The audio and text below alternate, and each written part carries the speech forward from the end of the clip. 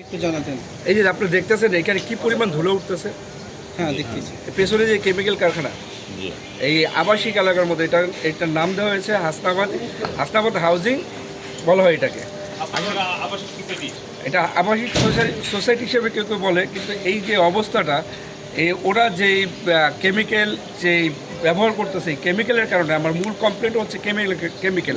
ওদেরকে বলার পরে ওরা এই জিনিসটাকে এমনভাবে নেগেটিভ, মানে মনে হচ্ছে যে এখানে এটা করাটাই বৈধ, এখানে মানুষ থাকবে এটাও বৈধ।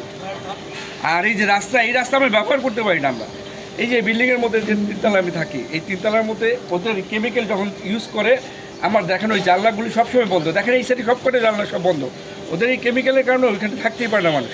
আমি ওদেরকে বারবার বলতেছি যে আবাসিক এলাকার মধ্যে কেমিক্যাল ইউজ করা যাবে না, কিন্তু না, ওরা আমাকে জিনিসটা অন্যভাবে নেয়। মনে হয় কি যে আমরা এই এলাকার মধ্যে ভাইসে আসছে, এখন আপনি এখান থেকে ভাইসে আসছেন, ভাইসে চলে যান, ব্যাপারটা এইরকমই। হাউজিং এর সভাপতি কি এই বিষয়ে অবগত করছেন? এইখানে সভাপতি যে আছে তার তো অবস্থানটা এরকম নাই। যেমন এই রাস্তাটা হয়ে গেছে সরকারিভাবে, পেছনের রাস্তাটা সরকারিভাবে হয়ে গেছে, যার কারণে এটার বাপ মা একটু কষ্টকরভাবেই আছে। কে যে অরিজিনাল বাপ মা আমরা এখান থেকে আমরা অত দূর না যাই, আমরা এখানেই থাকি। যেহেতু এই রাস্তাটার মধ্যে দেখেন এই যে ওরা এখানে এইটা ফেলে তারপরে স্প্রে করে কিছুক্ষণ পরে এই ভিডিও করা আছে, আমার কাছে ভিডিও করা আছে।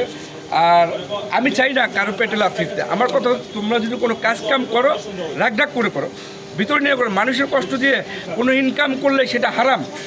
মানুষকে কষ্ট দিয়ে কোনো ইনকাম করলে হারাম। যেমন এই যে এই রাস্তাটা তাদের জন্য ব্যবহার করা যেতেছে না, মানুষ চলাচলের জায়গা, কিন্তু ওরা এমনভাবে করে যে এখান থেকে চলাচল করা যায় না। আমি ওই দিক দিয়ে ঘুরে বাজারে যাই।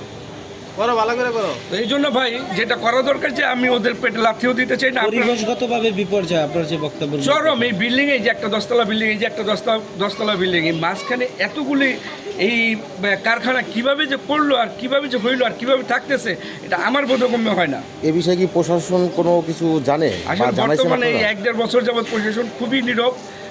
তার আগ পর্যন্ত আমাদের মেম্বার সাহেব আছে, যে সাবেক মেম্বার সাহেব, উনি বলছিলেন যদি কোনো কারখানায় মেশিন চালাইতে হয় 10টার পরে চালাবে, সন্ধ্যার আগে। আর ওরা রাত 1টা পর্যন্ত কাজ করবে, দিনে 10টা পর্যন্ত ঘুমাবে। আমরা যতটুকু জানি যে মসজিদে একদিন আলোচনা করে বলা হয়েছিল যে মাগরিবের পর মেশিন চালানো যাবে না। হ্যাঁ, সেটা আপনারা অবগত আছেন। আমিও ছিলাম ওই। কিন্তু আমরা সরেজমিনে দেখছি আসলে এটা কেউ মানছে না। না, কেউ মানে না। আসলে ওরা করবে কি, ওরা তো এটা ভাড়া নিছে। ওদেরকে ভাড়া নেওয়ার সময় যদি কিছু দেখেন, এই যে এখন থাকা যেতেছে না, ওদের ভাড়া নিছে। ভাড়া নেওয়ার সময় যদি জমিদারের সাথে বলে নিত, কিংবা জমিদারও যদি ওদেরকে বলে দিত যে আপনার এই সময় পরে এই সময় পর্যন্ত চালাতে পারবেন। আমার বাড়ি যে দারোয়ান চাকরি ছেড়ে দিবে, শুধুই মেশিনের আওয়াজে থাকতে পারে না। জিজ্ঞেস করেন আমার বাড়ি দারোয়ানকে, ও চাকরি করবে না, এমন মেশিন চালায়, ও থাকতে পারে না ওইখানে। জনদুর্ভোগ এড়াতে আপনাদের মানে কি চাচ্ছেন আপনারা?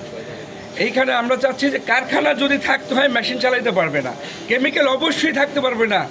আর এই যে হাতুড়ি আর একটা ওই যে কী বলে একটা মেশিন চালায়, রান্না মেশিন, মানে এটা যদি না চালায়, মানে না দেখানো যায় আপনারা বুঝতে পারবেন না যে এটা মানবিক না অমানবিক। তো এই জন্য আমরা চাইতেছি, আমরা বেশ কয়েকবার থানা প্রশাসনকে বলা হয়েছিল। ধন্যবাদ। ঠিক আছে।